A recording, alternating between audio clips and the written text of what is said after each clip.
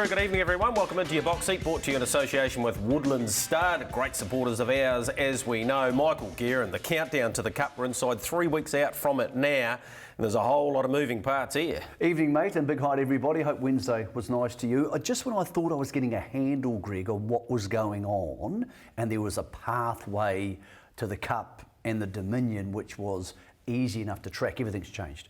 A race which may not have been the biggest deal out of Ashburton this coming Monday, Labour Day, was canned, and all of a sudden the Flying Stakes is the absolute biggest lead-up trial to a Cup in a long, long time. We didn't think we would see all these stars in the same place. It's been forced upon Ashburton, and now we have a really mouth-watering contest. On the flip side, the trot, the flying mile for the Trotters, is about who is not there just as much as who is, Greg. So the storylines coming thick and fast. Yeah, they certainly are. Let's go straight back to Addington Raceway. We've got a lot on the show for you tonight. We'll catch up with the Frisbys and our Uncle Sam, who will be in town for the Flying Stakes on Monday. But here's last Friday night. Ultimate Sniper needed a winning performance to probably get the punters' confidence and his own, and he did exactly that. Go. Ultimate Sniper, spank him outside, on the inside, Self-Assured. Ultimate Sniper, Self-Assured, they hit it. Ultimate Sniper wanted a nose on Self-Assured. Spank him third, fourth in was another. So a very positive drive from Anthony Frisby, and Michael, that's his first win since he won the Derby back in April on this track. And well, I think Natalie wanted to find out, and she did by taking him to the front. He didn't get there by much, and when you consider that Self-Assured hadn't been seen since the Queensland Derby, there's a massive amount of improvement for him, I'm sure. There is. I think it was good to see him win, because I was doubting he had the pickup speed to come from behind open class horses, or most of them, and beat them. So, and I'm still not sure he does, as you watch the start here. And like so often happens, Self-Assured, first time for an All-Stars age group horse in open class. He had a bobble, and that bobble didn't end up costing him much field position, but might have been the difference. So did between winning and losing. Ultimate Sniper had a wee bobble away as well, which going forward's probably not ideal either. However, he came back down very quickly. Yeah, and then we see, obviously, they get to a situation where Natalie has the race fitness to attack. So Self-Assured is fresh up. Now, people might think, oh, well, they're handing up to the stablemate, but in any situation here, you hand up on the horse who hasn't raced to the horse who has raced, and then this is them coming up the straight. What about Self-Assured also having the overcheck but dangling around? That would have been off-putting as well, but I thought he was very good. Well, no doubt about that. I mean, if he's race fit, he wins this for sure. Spankham was really interesting, because at the 800 I thought he'll just win this.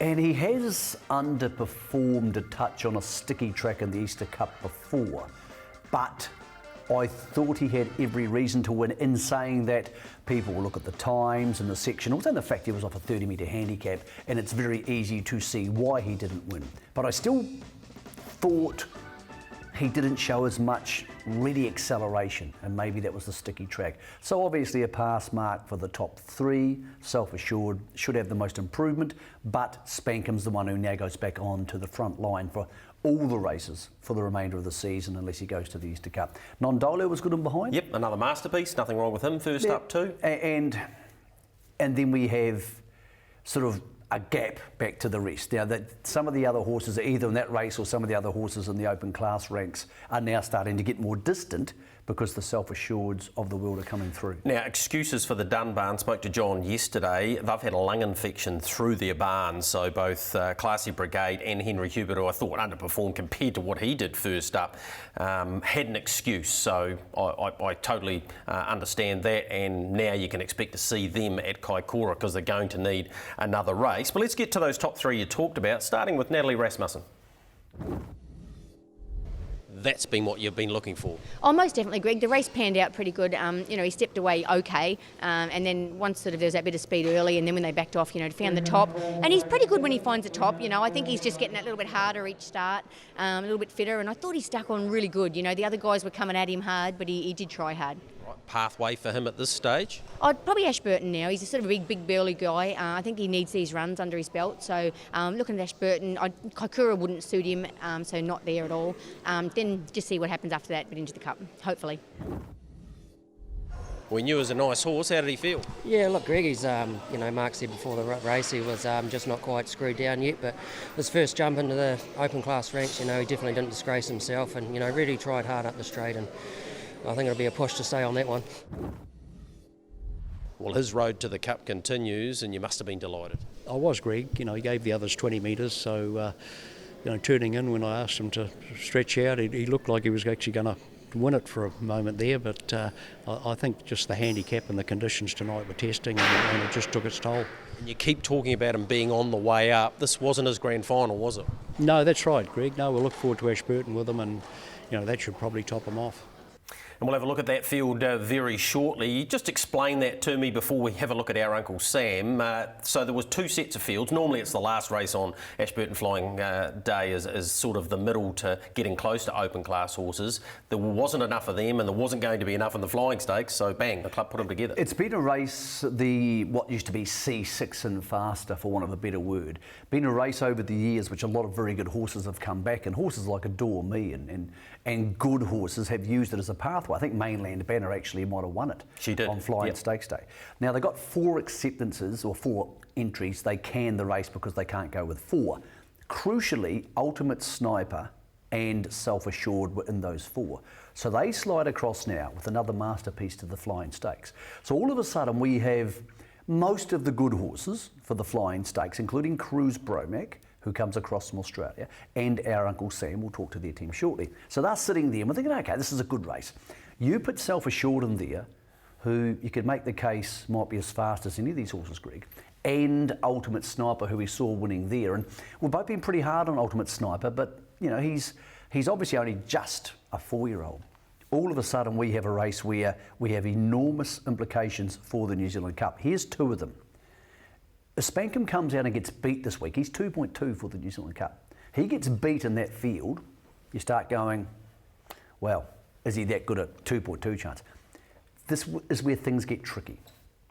If Self-Assured comes out and beats that field, which is basically the New Zealand Cup field, minus San Carlo, the Dunn horses and Mark Shard, he beats them, he's not in the Cup. Gee, it's going to be tempting to pay the $20,000 to race for 750k. Now that late entry closes on November the 6th. To give you some context around that, Spankham did win the Kaikoura Cup last year, and Mark and Natalie said we're not going to the Cup. But they'd have 2 weeks to make the decision.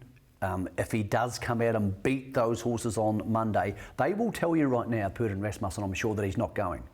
But we have seen over the last couple of years, they are more than any stable in the country open to changing their minds about their open class horses. And he has got the Inter-Dominion off the back of that, where he is second favourite currently. He has, but all the stakes at the Inter-Dominion put together aren't worth as much as the Cup. And he does have the free-for-all, of course, too. So I'm not saying he will go, but you cannot bet into the New Zealand Cup market right now, because Spankham spanks them on Monday, he's $1.80. He gets beat, he's out to $4, and if Self-Assured wins, he might come into the Cup. Or the fixer, for that matter. Exactly. There's a lot of things that can happen between now, but Monday has become one of the biggest Cup lead-ups I can remember in the last 20 years. One of the horses we haven't seen on these shores is our Uncle Sam. We're about to catch up with the Frisby camp, and here he was, winning very comfortably at Bathurst, with Mark Mack calling him home. Maestro, then came 408. He's on target. Head to the boarding gate, please, sir. New Zealand is beckoning. Our Uncle Sam resumes with a win, and a big one. He won by about 10 lengths. Modern Maestro. So that was our Uncle Sam winning first up before he makes his way, of course, across here, which he has done now. We're joined by his regular pilot in Anthony Frisby. Thanks so much for your time, Anthony. Looking forward to having you, your dad and your horse in New Zealand, because you wouldn't be coming here for just a holiday, I'm picking. No, that's right, boys. He's just looking forward to coming over here again, and looking forward to racing around both islands with him, actually. Tell me about the plan to come here. When did you and your dad decide that Addington in particular, followed by the Inter-Dominion, was a good option for this horse? Well, the Inter-Dominion was sort of after last season was sort of always in the book. And then it was just that when we were in Queensland racing him around the Winter Carnival up in Gold Coast, Brisbane, we just we sort of thought we might as well. He's got to go over there. We thought we might as well hit your cup up, and it's not too long a difference, and our fella doesn't mind to go away for a month or two. So him and the horse will do good, I suppose. All right, you've been to Addington Raceway. You came with major occasion for the Jewels, and you stayed at Mark Jones's place. So there's a little bit of familiarity there. Yeah, that's right. Mark was very, very good to us with the mare and very helpful. And even though she didn't probably go to her best potential, but no, he was really good to us. And Dad sort of knows, will know a bit more about the way it goes over there. And little Sam, he's sort of a bit like the mare. They both travel really well, and so he's done a fair bit of travelling with Sam, so that always helps you a little bit. Anthony, he's been so consistent. You finally got your Group 1 in the Bohemia Crystal, and he had to be a superior stayer on that occasion. We're just having a look at that footage now. You'd worked to the park position, but he never stopped giving for you, did he? No, that's right. Like he sort of half up the straight. When I straightened, I knew I'd sort of had him, and then he got past Todd McCarthy, and then Amanda with Elmer's Image shot up the inside, and I thought she was going to get us, and then he kicked again once he's seen it. So he's a little try, that's for sure, and it just helps that he's just so relaxed sort of as a racehorse, so you can sort of that wasn't the plan to be parked over that distance, and like even Dad said, he said I personally wouldn't have drove him the way you sort of did in that sort of race because you didn't think he could do it, but the opportunity to come around, and I just thought we're going to be too far back. I thought Todd would run a real strong last half, and our fella can sort of sustain that speed pretty well. Anthony, so it worked out good. Anthony, talk to us about the process of deciding to come either to the Cup or the Inter-Dominion. You decided to come to both, and the potential fear factor around taking on a very strong all-stars bunch of horses. Is it a case that if you're not in, you can't win? No, he could sort of. It's a bit hard because he handled it all so good at the Inter-Dominion. Inter-Dominion actually surprised us a lot, the way he went, because we didn't think he would do the backing up any good. But once he sort of he handled that, and it really surprised us. And he's just such a little consistent horse. If they run along hard enough in the Cup and he's not too far away, I'm not saying he can beat them or anything. He'll run a really good race. Like he can come off really high speed. Like in that Bohemia Crystal, I think he come off a 26.6 or quarter and went past them, So if he happens to get a right draw and jumps well and happens to be up there or even be sitting on one of Mark's horses, I'm not saying he can beat them, but he'll dead set run a good race. Anthony, you've had the experience of one trial from a standing start at Queensland in the middle of winter. Is that any concern at all heading into Ashburton, then of course the Cup after that? Oh, you're always sort of nervous going into these races because we don't have standing starts at all at home. But he jumped pretty well off the stand at Albion Park. But I did stand him pretty flat-footed, and once he hit his hobbles, he was really good. But it's still frightening to go all the way for that little muck up. But at home, we stand him up all the time at home and make him stand. And he is quite a little relaxed little fella. So it's not a real big worry, but it is still a worry because he hasn't had much experience. But I'm sure he'll handle it fine. Anthony, some of us don't know you or your dad or haven't seen your stable racing very often. How many horses would you have in work? Where do you predominantly race? Is it around the Bathurst region? Because we're still learning about you, and here you are. You're going to be a big part of our next 6 to 8 weeks. Yeah, that's right. Me and Dad, we don't have many. We've probably usually this time of year we have a few more. We love our little. We go pretty hard on the babies. We don't mind the little babies. So Well, at the minute, I think there might be 12 or 13 horses in work. But usually we might only average out about probably 8 to 10 a year, like over the year. We mainly race at Bathurst, and then Dad takes a team to Queensland every year over the winter. But it's only a bit of a hobby for us. We work them, and then we got Dad's got a produce shop in town, so we work the horses and go to the produce shop, and he's got a farm himself, and I've got my own farm. So there's certainly a lot on for us, but it makes life a lot easier when you have a nice little horse like this.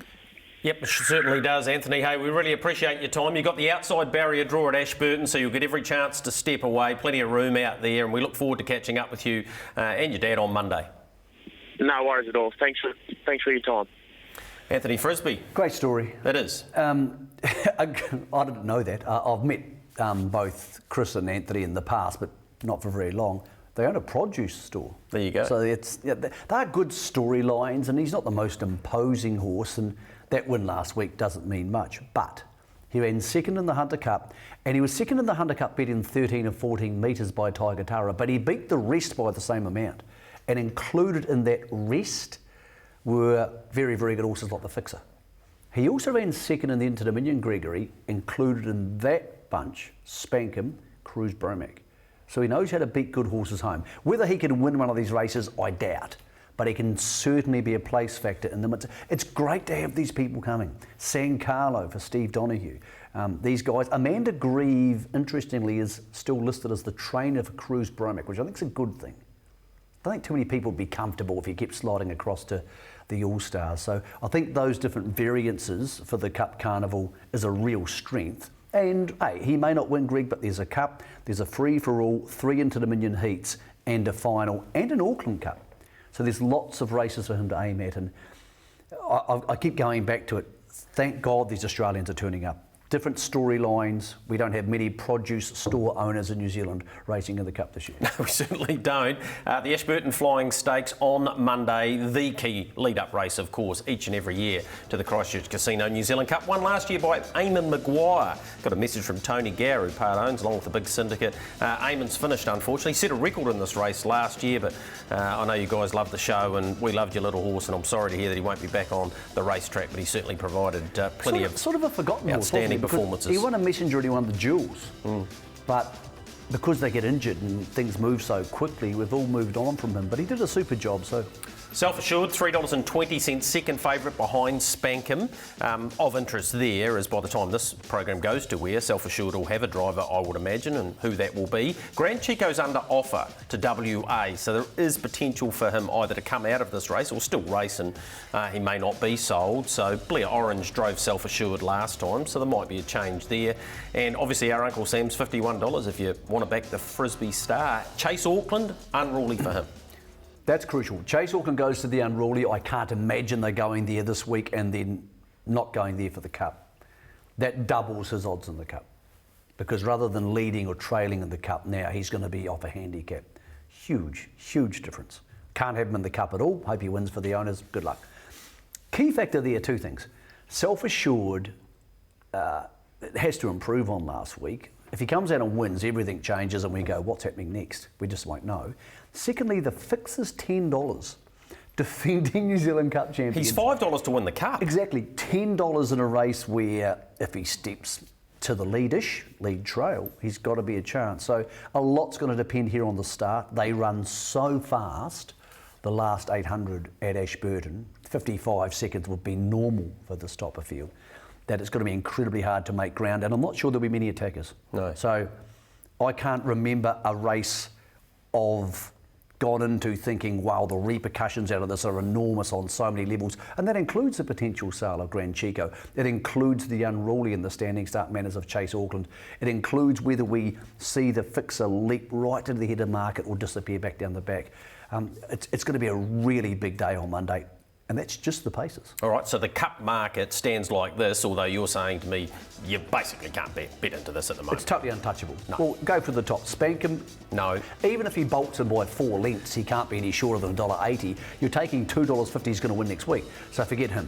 The Fixer, he's $10 to an Ashburton, so forget him. Ultimate Sniper's at least found his mark. He would need to win this race to be much shorter than $5.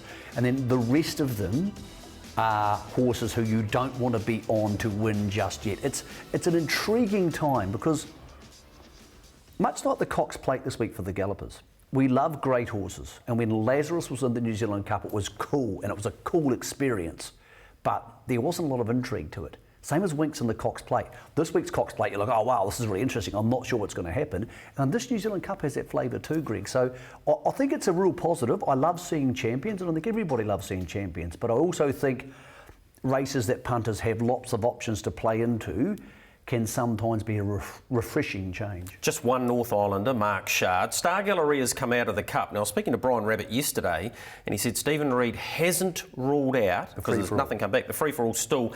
It still would be a big ask to go down for the free-for-all and then back for the Inter 2 weeks later. Spoke to Reedman about that. So the horses had a series of niggly problems. The latest one was a hoof abscess they had to dig out. Missed enough work, can't race this Friday. Mark Shard does. So he hasn't ruled out the free-for-all, but he's unlikely. He could technically fly down on the Wednesday and start in the free-for-all, but the Inter Dominions are 2 weeks later. So I don't expect him to turn up there. Mark Shard spoke to Barry Purdon. He races this week for $25,000 at the Park off a handicap. He is going to head to the Cup trial.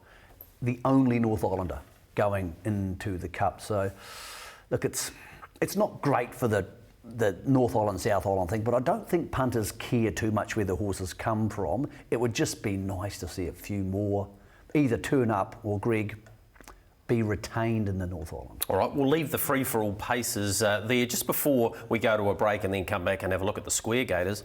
We just about need a section on this show each and every week for Dexter Dunn. Breeders' Crown eliminations. Last week, Sunday, New Zealand time, Dex won 6 of the elims out of Woodbine. So the Breeders' Crown is at Woodbine this Saturday night, US time or North American time, into Sunday afternoon, New What's Zealand he got? time. Better's Wish would Better's be... Wish in the 3-year-old and Marchengo in the open trot. So, look, he's absolutely flying. We spoke on the show last week. He's up to over 9 million in stakes. I had a good talk to Dex this week. He's not planning to come home anytime soon. He said once the Breeders' Crown's gone, he'll look at having a break because it's been a very, very busy year because obviously they race calendar year to calendar year, so they're getting right to the end of it now. But look, he said, I'm glad everybody back home is paying attention, and I'm really proud of what's going down here. But I'm not getting carried away this week because it's a big race and they're not easy to win, which is just about the most harness racing of all things he could have said. But he's in pretty good spirits, Dex, after a very long 10 months. All right, short break for us. Stick with us and we'll come back with that horse they call Oscar.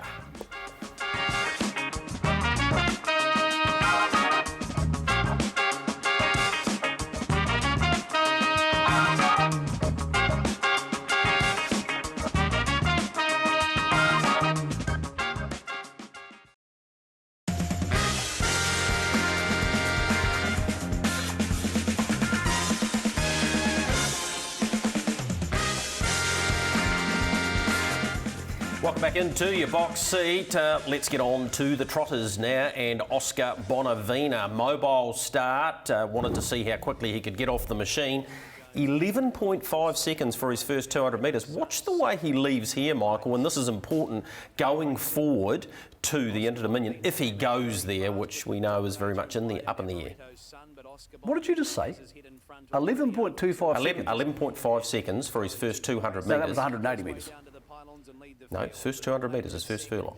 That can't be right. Well, I'm going by what the All-Stars have told me. That's how quickly he went. Do you think it was 180? Anyway, that's flying. 180 it's still very fast, Michael. Oh, it's awfully fast. I tell you, too fast for these. He's run this by a cricket pitch. Every time I see him, this horse impresses me more. What was good there is he came off the mobile and eventually calmed down. He got very racy in the first 400, but he's not just throwing down the gauntlet. He said, I'm going to win these races unless I underperform or you get back to your peak Sunday Sun or Mark Cooler, because I can only see 2 horses in the country who can threaten him, and they are Mark Cooler and Sunday Sun. Crucial factor, he's not going to the Flying Mile at Ashburton. So Mark has said, look, I want to go back to a standing start. He's in an earlier race, which is a standing start. And he's gone to that because, Greg, I think they wanted to keep his manners in check for the Dominion. That, and we said this 2 weeks ago, that suggests to me he's not going to go to the free-for-all. So if you're betting into that market, stay right away from Oscar. I don't think he's going to turn up at any mobiles now to the Inter-Dominions, if in fact he turns up at the Inter-Dominions. Let's hear what Mark Purdon had to say post-race. You must be quite good. I even noticed you're washing him. Yeah, he's a special horse, Greg, although he raced a little bit fierce tonight, but he's very talented. Is that the major concern, and I know I've talked to you off camera about this, that he is tending to get a little bit hot, isn't he? Yes, yeah, that's right. He's been good from the stands and he's been more settled sort of in behind, but I know tonight, once the gate left, he trotted out beautifully, but trotted out quick, and from there on he really taken over. But yeah, first furlong on about 11.5, the paces don't go much quicker than that, mate. No, well, he's got the speed of paces, Greg, so it didn't surprise me. Yeah. All right, what about now? We go forward to the Ashburton Flying Mile, and then there's a bit of thinking to be done, isn't there? Yeah, that's right, Greg. I'd probably be reluctant to put him in the mile, and if there's a lesser trot that he could start off a handicap, and I think it'll be more beneficial to him. Does that give us an indication that the free-for-all Cup week therefore is unlikely, because you do need him to step away in the Dominion, don't you? Yeah, absolutely, yeah. Yeah, we'll probably sleep on that, but it's quite possible that we'll miss it. And obviously post that interview, and we've seen the fields come out now, he's in race number 9 on Monday, which should keep a few people there off the 40 metres. Handicap. Yeah. So you might need to go 3-2 to win it, but he'll do that. Interesting is Sunday's Sun, because he's as good as Oscar Bonavina, if not better, and he's more proven. Where's he at? I spoke to John Dunn yesterday. We've talked about the pacing side of things. I said, what about Sunday? Sunday said, look, I'll be absolutely honest, hindsight's a great thing. I wasn't totally happy the way he was trotting going into the Canterbury Park Cup, but he decided to start anyway, and up until the 200 metre mark there was no dramas there at all. And he hasn't been that happy with him since. However, he did say to me yesterday, being Tuesday, was the first time he felt he had trotted a lot better. So he's definitely on the way back to where he needs to be. Yeah, I think he's a horse who doesn't need much to go wrong in his life for things to go wrong, because he can roll into a gallop. So from a punting point of view, if there's any chink there, I don't want to be part of it. He's still the best trotter in the country, proven-wise. But Oscar Bonavina doesn't appear to have any issues yet. He might develop some getting closer to time. Standing start this week, then I would suggest maybe Cup trial, then into the Dominion. See, I think he has got a problem at the start. Now, this week he's on his own back off 40 metres. He can just wander in and away he goes. If he draws 1 in the Dominion, he starts hot stepping a wee bit. I don't think he can give those horses... Two of the worst standing starts we ever have in this country are the New Zealand Cup and the Dominion. Yeah. They're dreadful. Last year's Dominion was dreadful. They just stood there on the inside and mucked around forever. So that you can't take the $1.90 for him for the Dominion, even though he's a very, very good horse. There'll be people out there who go, oh, he'll just bolt it, and maybe he will. The interesting question past all that is, we now get the feeling he's not going to the free-for-all, is will he go to the Inter-Dominion? Comes out, it's like Self-Assured next week at Ashburton. Comes out, wins by 4, you've got to go, surely. But if he seems to be getting tired after a hard 2 miles, 4 races is a lot. I had lunch with one of the owners yesterday, Roy Purdon. Roy, I know you watch the show all the time, and he's very pragmatic about it. He said, you know, Mark makes the decisions, and if the horse comes to Auckland, that'd be great. Roy said, I don't go to the races very often, but I've been invited. Somebody invited Roy to go to grand final night. And he said, nice to have a horse. He said he might pop along. I said, no chance you'll go to the Dominion. He said, nah, can't stand up for that long these days, boy. So he's not going to be popping down for the Dominion. I would love to see Oscar Bonavina, and I know it's a mile away at the moment. I'd love to see him go to the Inter-Dominions, because I would love one of the great people of New Zealand harness racing to be there to see his horse win the Inter-Dominion trot. Because, of course, Roy has owned an Inter-Dominion pacing winner, Mark Hanover, back in 1991. Yep, correct. We need to see the Aussie Raider, though. His name is Tough Monarch. He's a pretty fair sort of horse, this. Okay, what's he beaten here? Michael, you know this form better than anyone else. He sat 3 in the running line, got to the outside and just did this to them. So, in 56.5 mile rate, it's a fair old run, really. First of all, these horses wouldn't compete in our major trots. Not yet. None of these horses are good enough, apart from... That's Monaro Mia running second, who we do know. Exactly, well, a horse who was a good, progressive horse in New Zealand. He would have made open class. He's a very good, tough horse, Tough Monarch, and a lot of the Australian horses, particularly the horses from Menangle, like Addington. Very similar track, and they get into the oxygen debt very quickly there, so they like it for that reason. But look, he would need to race up to his best to be a factor in some of these races. In saying that, he's got a lot of mobile experience. If that free-for-all trot ends up losing Oscar, which we think it will, and Sunday Suns to come out, he's a horse the Australians tend to back up pretty well. Him and McLovin could come into that race quite well. Can they win the Dominion? I don't think so if Sunday Sun and Oscar Bonavina are at their peaks, Greg. The defending champion, not only in the Dominion, but also, of course, in the Flying Mile this week is Mark Kohler. And yesterday, I got the chance to catch up with Clint Ford.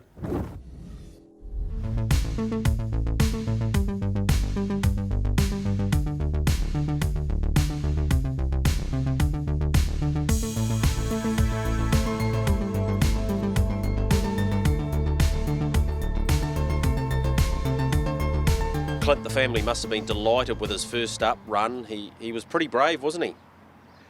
He's gone huge, really, like 6 months out probably, somewhere around there.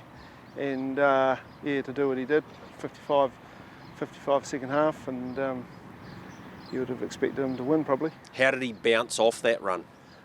He's trained on good, yep. We've obviously had a couple of weeks between that race and this race coming up.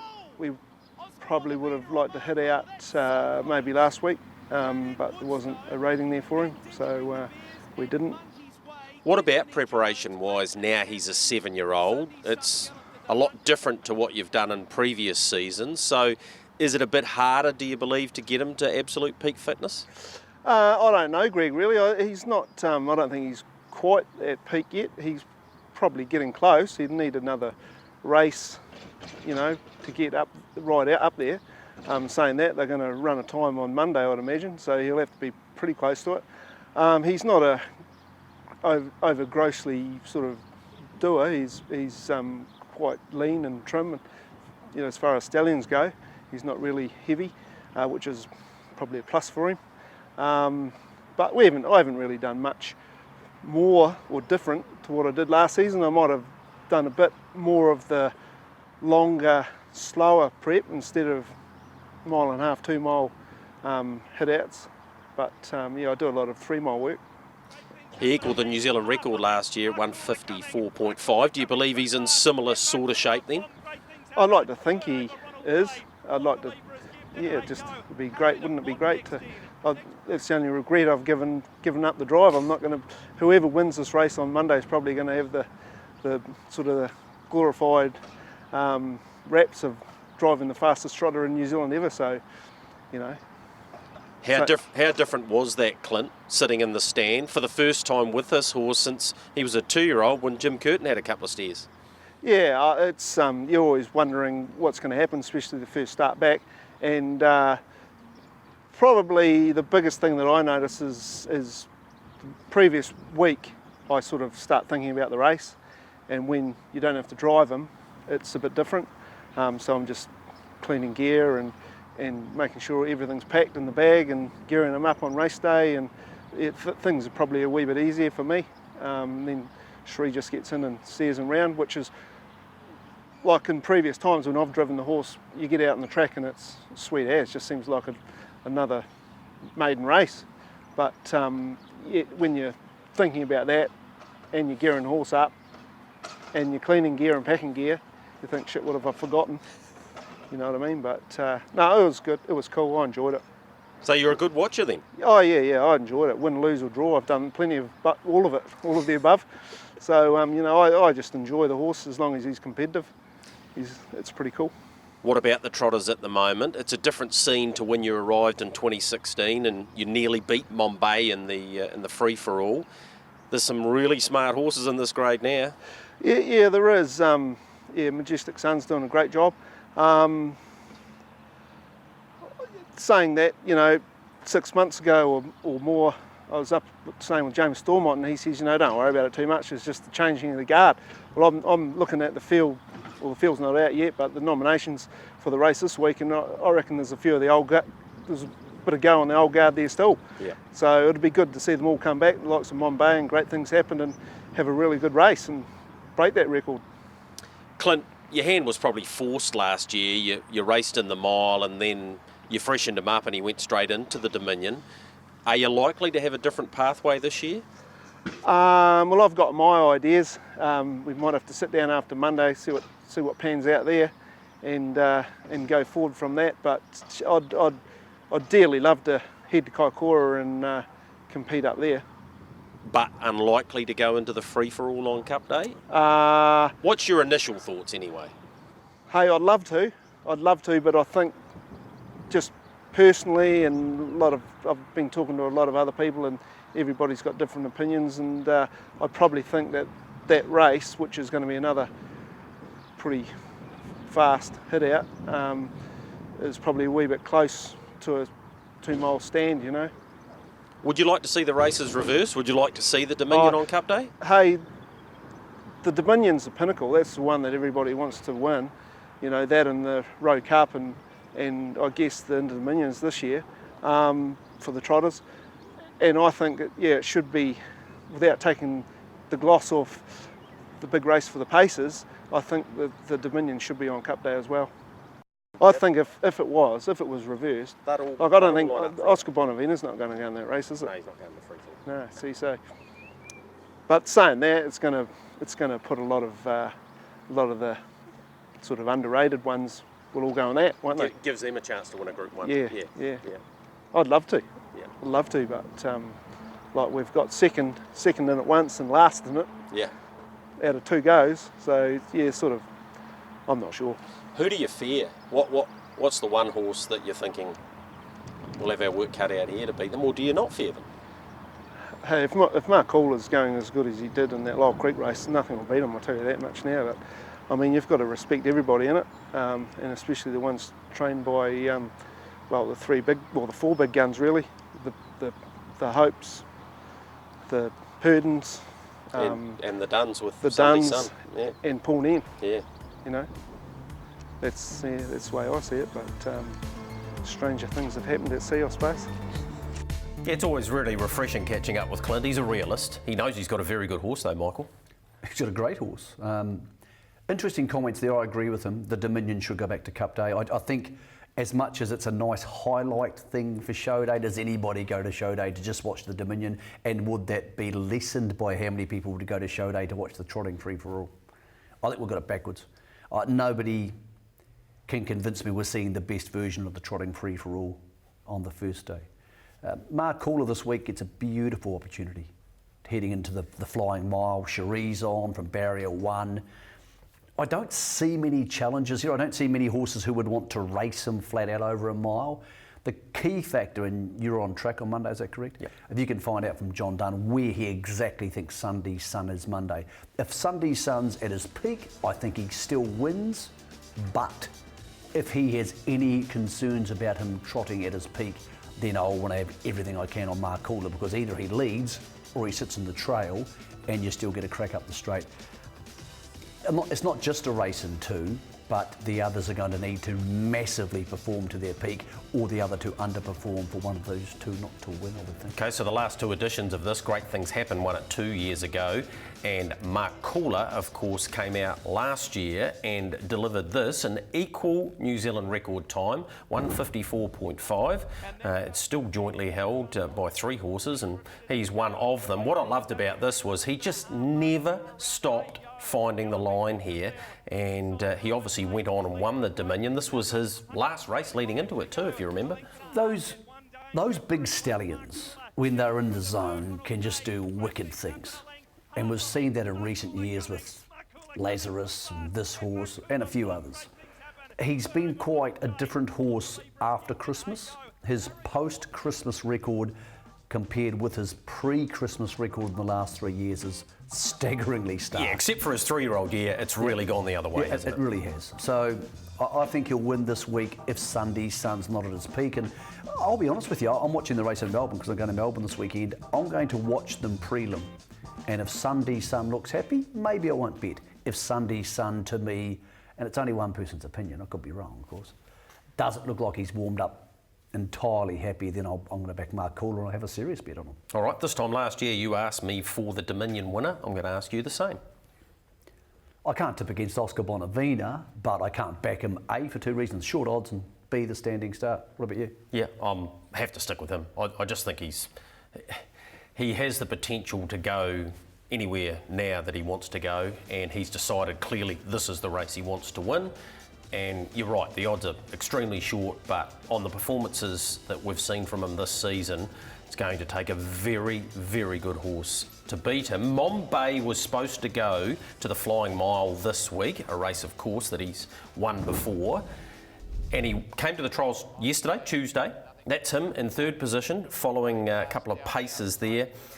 He wasn't nominated or wasn't accepted for the mile after running 3rd in this. I thought he performed well. There was a tweet sent out by Matt Markham suggested that Ricky May was very happy with him afterwards, but he's not in the mile field, which has to be of concern. Well, he looked to be trotting relatively squarely, so who knows how he pulled up and cooled down after the race. Ingeheim, his stablemate's out of Cup Week, so that's a loss, but he hasn't appeared to be trotting really happily, so something's wrong there. Monbay not turning up isn't a good lead-in. Maybe they'll roll the dice in the free-for-all because some of the others may not be there. A race, of course, he's won before, but yeah, again, everybody's in the dark. We don't know, and I'm sure Hopi doesn't really know whether we're going to expect to see this horse win a race again, but he has been trialling better, which would suggest to me, Greg, they've been putting more work into the horse. Let's look at the Trotters. Looking forward to getting to Ashburton on Monday. Sorry, I didn't tell Gregory this. By the way, Le Mans not coming down. So Le Mans 3rd in the Dominion last year, out of Cup Week. They're going to aim at the Inter-Dominions, much like Massive Metro, who also isn't coming down. So the northern team for the open class races at Cup Week is getting smaller. Is that prominently because of the Inter-Dominion? Or are they just not the numbers there? I think a few of them have had little issues, and it's hard to get lead-up racing in the north, and it's an awfully long way to go to give yourself a tired horse for the Inter-Dominion. So I think there's a whole array of reasons there, but Ross Painter said, look, the horse has had a little issue, and because of it, he's been a bit flat. He hasn't been quite himself, so there's no point going to Cup Week with a horse who's even below 90% because you just give them a headache and you stuff them for the Interdoms. Mitchell and Peter Robertson had their first win as a training partnership last week. We'll probably try and touch on that for next week. But Rebecca Heads not only has driven 1 winner, but 2 with the same horse. So I caught up with her at Addington as we go to a break. It's Espresso Denario. Barkley's having another go. Bakari's on the inside and he's a ladies' man. Comes at them late. Here's a big go. He's a ladies' man for Rebecca Heads and she's going to get win number 1. He's a ladies' man, won it. Driving for mum and dad, he's a ladies' man at Rangiora. Big thrill. Yeah, it was great. It was good to finally get the first win and in Nigel's colours, which is even better. So. Yeah, tell us a bit about that. So you're working for him and really enjoying it. Yeah, I love it at Nigel's. It's a really good move coming up from Canterbury from down south. So. Your dad Billy's a bit of a legend in the sport from down there and he's been involved all his life. Yeah, he went overseas for a bit travelling and got a couple of good trotters, so he had a bit of luck. Win number 2 came on the green grass of Methven and you came right down the outside. That must have been an even bigger thrill. Yeah, he pulled really hard throughout, so I wasn't really expecting him to run on like he did. I was more shocked than anyone, I think. Yeah, he did come from a long way back. And what point did you think you were going to pick them up? When he started coming home, I thought he could get close to running in the top 3, but just on the line, I was like, oh, Jesus. Yeah. No question asking what's your favourite horse? No. Well, congratulations to you, Rebecca. Hopefully many more wins to come and nice to catch up with you here on the box seat. Cool, thank you.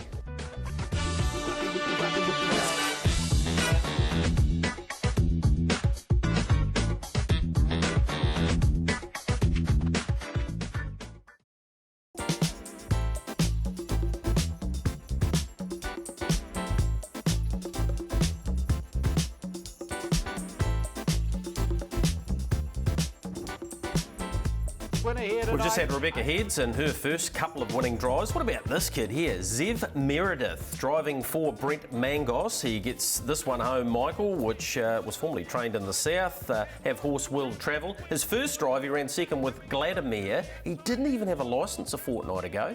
came through the kids' carts, through living next door to Paulette's screen, and a big thank you to Ray Green and Zachary Butcher, who allowed him to have the extra 3 or 4 drives the week before at the trials. Mango went to them and said, look, this kid I think's got talent, I'd love to get him his licence. They allowed him to drive some of Ray's horses at the trials, and he came out on his first night, finished second and then won. Congratulations to you, Zev. Looking forward to seeing your progress through the ranks. And there's Mango. He said he's a good kid and he steers them nicely, and they definitely run for him.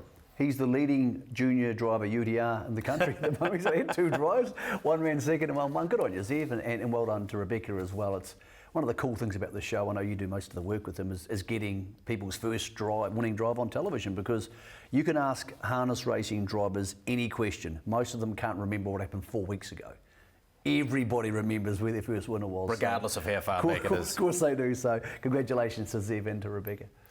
Let's get into the Sires Stakes, of course, and this is with Macmillan Equine Feeds, and One Change, previously unbeaten as a 2-year-old, turned up with a beautiful barrier draw to resume and did this last Friday night. 2 lengths in front, Flying Even Better, Italian Lad late. They won't allow, physics won't allow Italian Lad to win, but they will for One Change. One Change too good for Flying Even Better, third in Italian Lad.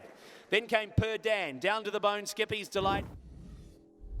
Well, it's always nice to get them back at 3, but gee, he looked great tonight. Oh, he looks good, Greg. He's a funny little horse, you know. He never impresses you that much at home, but just race day, he steps right up. I was pleased with him tonight. Like, I burnt hard early to hold the top. Track was sort of a bit testing, but he really stuck on good. You managed to get a pretty soft second quarter of the last mile. That aided your chances, but probably wouldn't matter the way he went. No, I don't think so, Greg. I think he's a pretty handy horse and he's pretty versatile. If he needs to do a bit of work, I think he can. If he's got that high speed, and he's just a general great all-round little racehorse.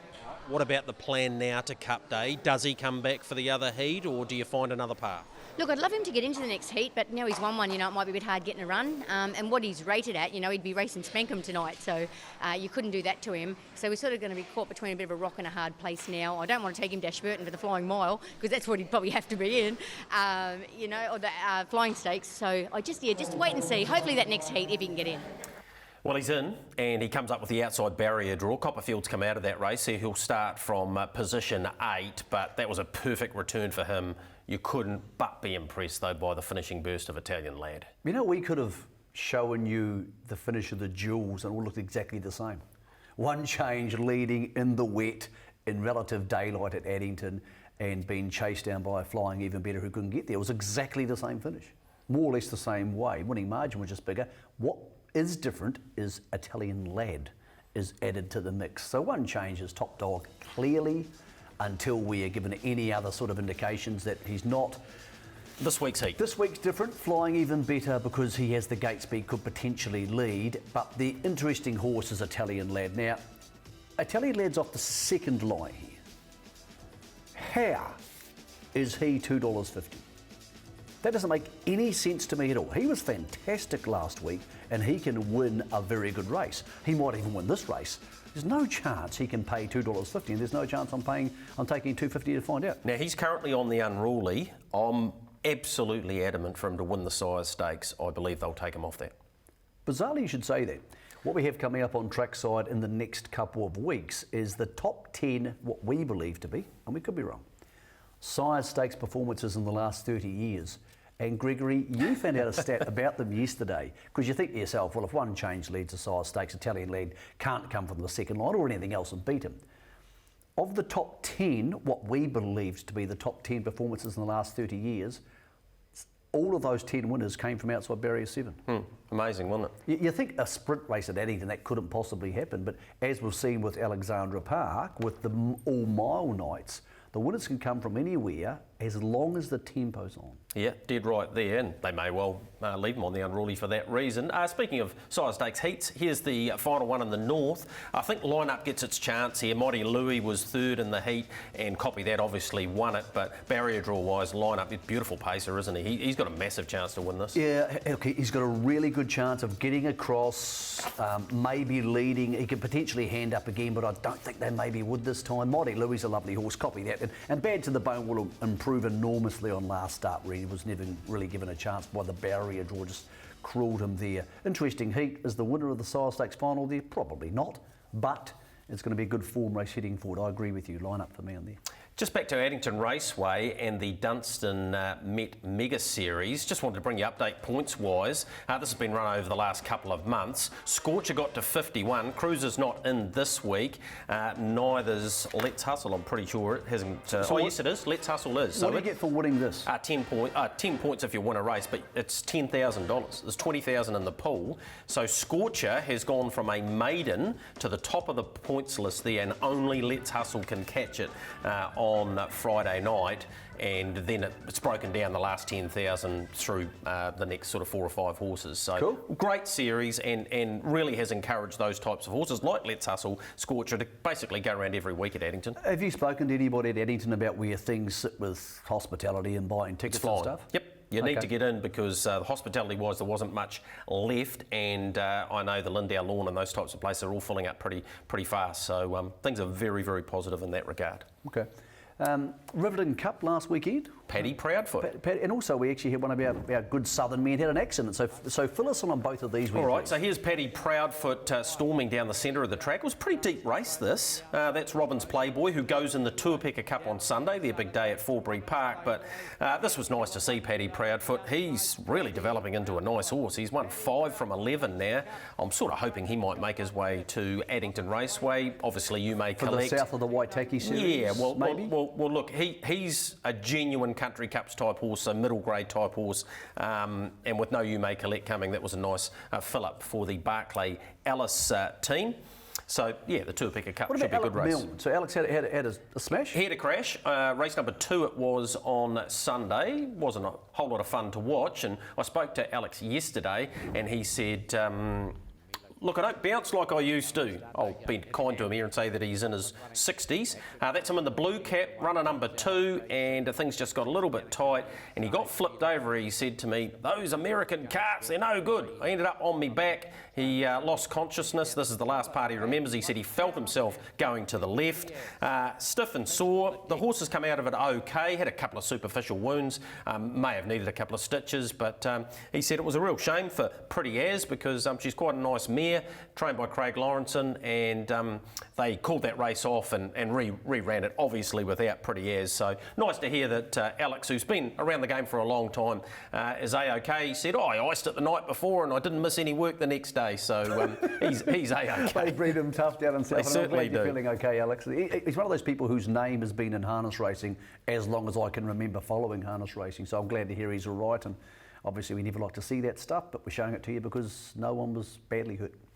Let's have a look at what you've got ahead this weekend. It is a very busy week harness racing wise. Oamaru, they are on Thursday, late-ish start there, and it does have the Fast Track Insurance Pick 6 as well, 25,000. 9 races, 10 past 3. Addington Raceway. Don't forget we've got the Philly Series in the Sires Stakes as well with Alabar, so a heat of that, and the Macmillan Equine Feeds heat number 5 from Addington Raceway. Alexandra Park have conversely the same, although their Phillies heat is a non-tote, but you can bet into that as well. tab.co.nz. The Pick 6 is there on Friday night, and the Lake Quaddie. They've been very popular, $10,000 into that. The Big Fish will talk you into getting involved there for sure. Tuapeka Cup Day, $15,000, and that bonus quaddie there on Sunday. 8 races, $12.30, and Ashburton for their enormous day on Monday, $50,000 Ashburton MSA Liquor Centre Flying Stakes, and of course the What the Hill Ashburton Trotters Flying Mile. And the Marawatu are underway. Yes, the first of 2 meetings for the week for them. Michael J. House, who we spoke to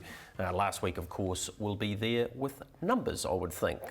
The only thing really certain out of the entire weekend is after what happens next Monday, those markets will change. The New Zealand Cup, Dominion markets, everything's going to change in the next week. San Carlo, by the way, who is coming for the New Zealand Cup, heads to Swan Hill for their cup, I think, on Friday. He's coming across on the 5th, so he could potentially turn up in the cup trial the next day if they want to give him a go from the standing start. So it's nicely positioned, Gregory. We've got a lot of interesting potential dynamics, and I'm still not going past Oscar or Spankham, but that could change in the next week. Ultimate Sniper, of course, was the performer last week, the Woodlands winner, and there he is, Derby winner at 3, as we know, his last win. He came out and beat the free-for-allers and did it nicely, and he'll be there at Ashburton taking another step towards the New Zealand Cup. I just wonder, Michael, if he hadn't done this, whether the Cup would have been his ultimate race, or would he have done what his brother did and gone straight into the free-for-all? I guess the balls are in the air in that regard. Who knows? He may still.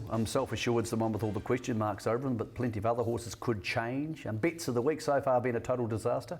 I've ruined 2 horses' chances and so have I. Wainemere Creek, I think this week not even I can stop it. And you've gone for Rebel Kibby Bones for our good mate John Hay. Yeah, that's right. He's driving in the race named in the honour of his late father Cyril, so I reckon he'd be pretty keen to be winning that race. It's about $12,000 as well, so on his home track. Very good second at Methven Fresh Up, a horse that's been plagued with a few minor issues throughout his career, but I reckon he's definitely worth backing on Monday. One of our favourite girl stories in racing in the last couple of years is Party On. Party On went from being totally unheard of to being a Jules winner in 2 starts. And here she is now, she's a mum. And there's a little baby there by Art Major. So, look, is it a filly or a colt? Pass. Because if it's a filly, I reckon you might be struggling to get hold of it from Wrekin Farms. As you can see, the farm's in great nick down there. But if it's a colt, it'll be going to the sale. So by Art Major out of Party On. All right, we've got another foal pick here.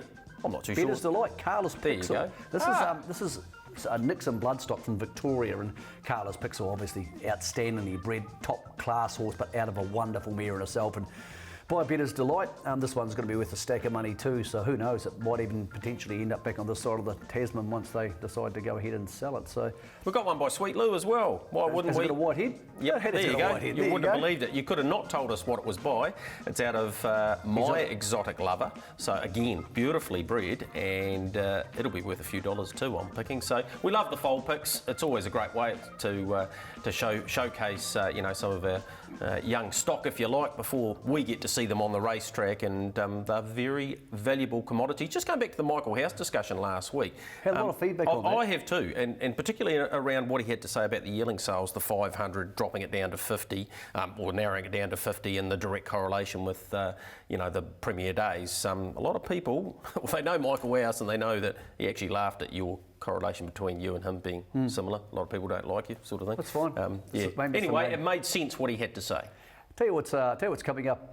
Cup Week's coming up, but we've got a new addition to the team for Cup Week, because see, here's what's happened. We've lost Mark McNamara, as we know, the little guy's gone AWOL. So we've had to slide Matt Cross up to the commentary box. We've lost someone on the ground. Well, our old friend Cassie Fay's coming back. Cassie, Sky Channel is bringing Cassie across to help cover the Inter-Dominion. She's going to join our team, so it'll be myself, him, the Big Fish. We're going to have that huge Tuesday and a big Friday, but it's going to be great to have Cassie, one of our own, coming back to join us in her home province for the Cup Carnival, along with Matt Cross. So we do have plenty of things building up for that. And also this man's doing some stuff behind the scenes about the Inter-Dominions. But what we are going to have in the next couple of weeks coming to you on Trackside, the top 10 ever Sire Stakes winners in the last 30 years. And the Dominion. Top 10 Dominion winners. And that took some doing. So a few things for you to get your blood boiling as we get closer to Cup Week. All right, that's been your box seat. Imperative that you watch next week, post Ashburton. A lot of things are going to change in those big races. Hope you've enjoyed the show. See you in 7 days' time.